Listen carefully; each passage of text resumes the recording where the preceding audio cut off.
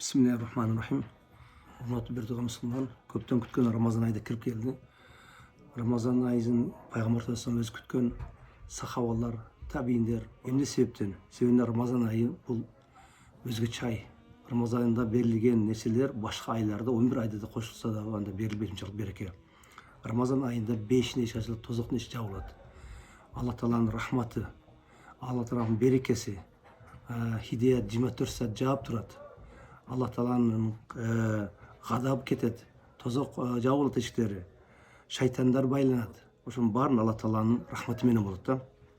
Oşun üçün bul dünyödөгүлөрдүн дагы, тирүүлөрдүн дагы, өлүктөрдүн байрамы деп алындыр айтышат. Dünyöдөгүлөргө нафстан, шайтандан калкан, ахирет тозоктон калкан, эмне үчүн тирүүлөрдүн, өлүктөрдүн байрамы деп айтат. Себеби орзонун ифтар убагында хадисте келет, миллиондогон адамдардын tozok vacip bolup kalan milyon adamların günahı keçirilip Allah'a beşikке çeçim çıgadı.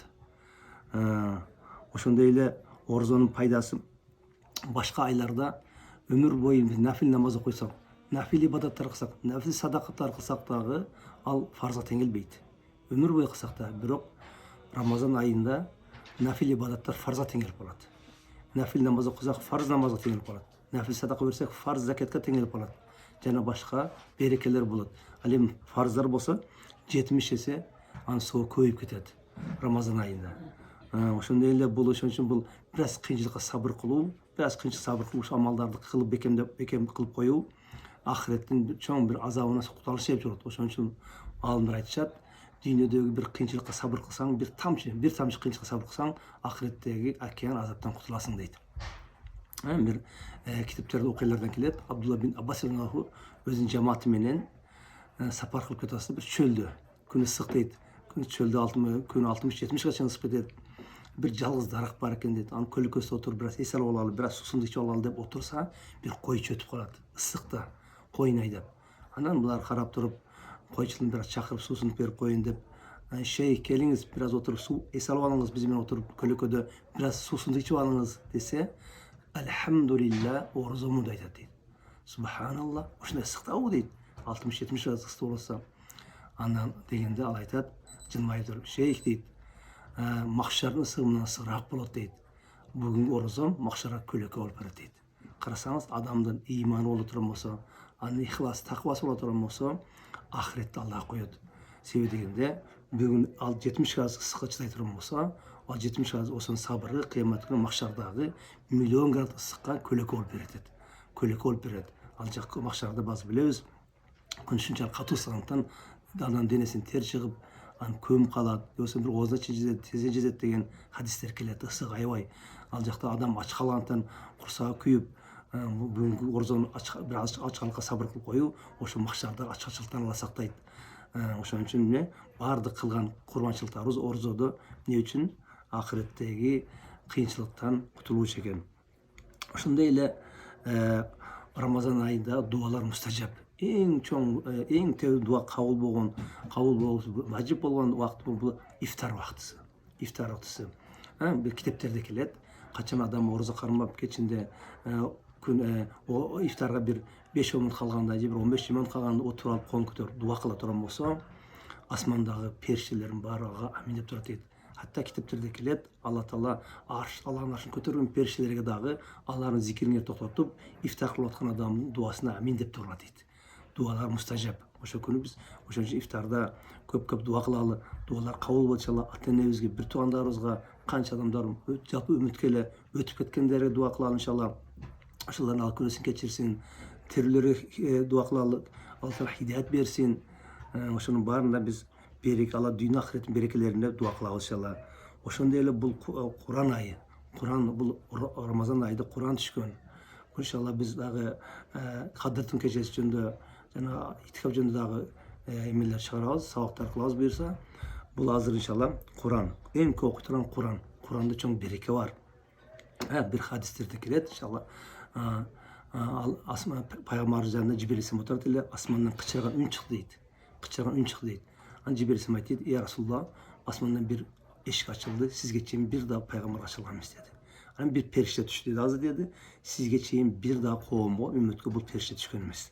Perişte aynı aytdı deydi. "Ya Resulullah, sizge iki nurdun suyunchi sınap keldim deydi. Birincisi ne deydi? Fatiha suresi, ikincisi Bakara'nın akırkı iki ayeti bul, aman Rasul dep koyarız biz. Oşu iki nur meni sizge üçüncü sınap geldim. Sizin ümmetiniz için bir de konuğa bul iki nur berilgen emas dedi. Sizin ümmetiniz özgüçe ol berildi. Şu ümmetinizden qaysi biri deydi. Ümmetinizden qaysi biri uşundan bir tamgasını oksa dağı anın barı kalol atkarlat dedi. Karasanız Kur'an'da kanday bereke, bir tamgası da bereke.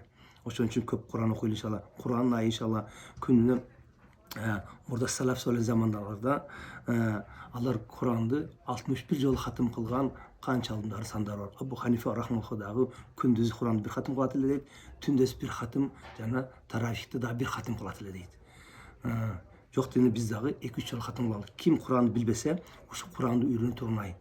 Kur'an'ı öğrenip bereke, Kur'an'ın berekesini Allah tuğan ay. Şu ayda var niyet kılalık şu Ramazan'da Kur'an'ı onu öğrenelim. Halid bin al-Valid деген sahabi болған барыз білеміз. Ал өмір бойы ала жол жүрген, өмір бойы алып жүрген, аны денесінде сондай бір қаншалық бір ғарыштағы бүтін жері болған емес дейді. Жихадта жүрген, соғыстарда жүрген, дин үшін, ислам үшін өмірін берген адам да. Қарасаңыз, ошо эми ала жолды соғышу, ала жолды дин жеткізу бұл қандай жоғары, ең жоғары амал да. Бирок Умар ибн Хаттаб заманасында ал аны мемлекет түшүрүп, біраз отырып қалады да, уақытсыз болгондо ал Құран оқып баштайт дейді. Китептерде келет. Ертең менен багымдаттан кейін отырып Құран оқи баштады дейді. Қашанға чейин дейді? Пешин азанға чейин дейді.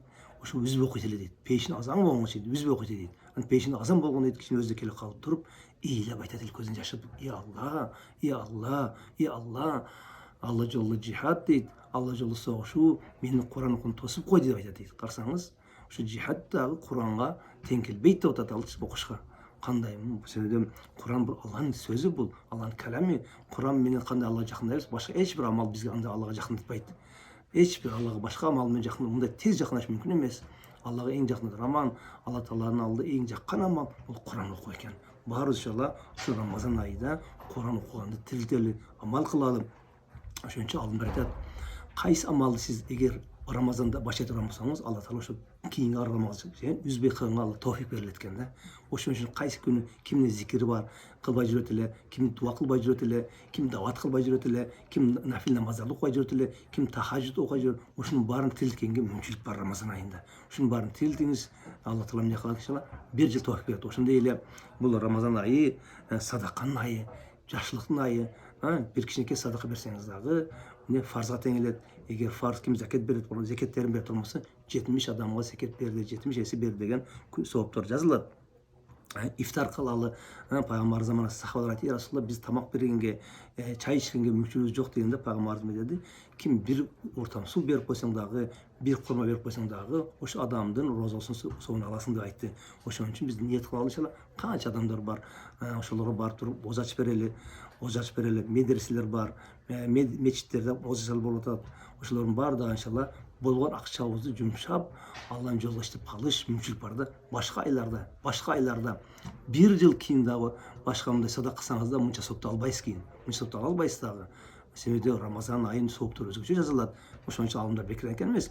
Ким Рамазан орозосун бир күн каза кыла турган болсо, өмүр бою орозо кармаса дагы соон ала албайт дейт. Карасаңыз, бир күн. Ошон үчүн бул Рамазанда белгилүү суу башка айда берилбейт. Өмүр бою да берилбейт. Ушунчалык бир улуу нематтар, улуу Алланын өзгөчө айы, сооптордун айы.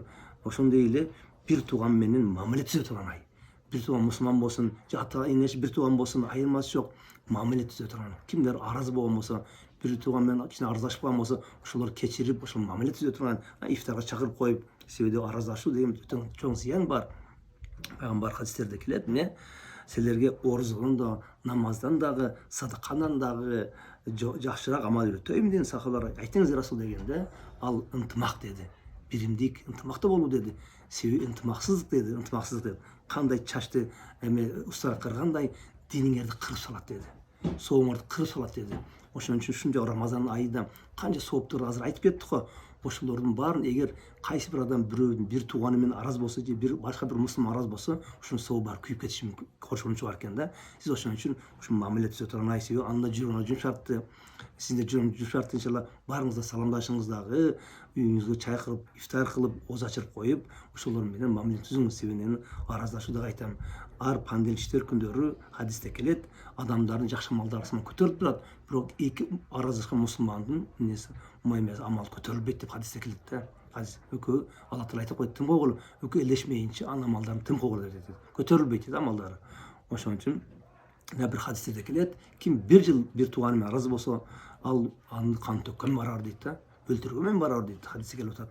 Ошон үчүн бул ай кайсы экен? Кечирим айы, ынтымак айы, мамиле түзүү айы иншалла. Канча адамдардын мамиле түзгүңүз келсе, ушул айда түзүңүз. Ушул айда түзүңүз. Ошондой эле дин жеткирүү айы, дин жеткирүү айы. Канча өзүңүздүн кошаныңыз бар эле, канча бир тууганыңыз бар, досуңуз бар эле, намаз окуй жүрөт эле. Канчасы эмне акчасы бар, закат бербей жүрөт эле, акчасы хажга барбай жүрөт эле, оруза кармабай жүрөт эле. Ошолорго барып туруп, неге шайтандар байланды, Алла рахматы жаап турат, хидаяты жаап турат, хидаяттын айды айтып жана айтып кеттик. Ошолорго барып мамиле түзүп, ошолорго эмне икром кылып, жакшы сөз сүйлөп, кишине хадая кылып, ошолорду динге алып келип, намазга алып келе турган убакыт сүйлөп, Алла Таала жүрөгүн жумшартты. Алар башка айлар караганда анын сөзүн угушу жеңил болот, айтыш жеңил болот. Ушунун баарын биз ушу айда кылыш керекпиз иншалла. Рамазан айы ушундай бир өзгөчөлүгү бар. Баарыбыз бүгүн ниет кылалы иншалла. Бүгүндөн баштап дүйнө жумуштарын азайталы туугандар иншалла. Уйкуну азайталы, тамакты азайталы иншалла. Баарыбыз ниет кылалы. Бүгүндөн баштап, азырдан баштап 30 күндү өтө берекелүү өткөзүп калалы. Ошон үчүн ар бир секунд Рамазанда алымдар айтат, Рамазандын ким бир секунд дагы туура эмес өткөзгөн болсо, кыяматка өтө өкүнөт дейт. Өкүнүк себепчи болот дейт. Бир секунд дейт, минут эмес, секунд. Ошон үчүн ар бир минутубузду туура колдонгонго аракет кылалы. Иштер, жумуштарды азайтып, ибадат күчөлү, зикирди көбөйтөлү иншалла, тахажжудду көбөйтөлү, Куран окушту көбөйтөлү. Баарыбызны 24 саат бою ибадатыбызды көбөйтөлү, Рамазанга даярданалы, Рамазандын ар бир минутасын туура колдонолу.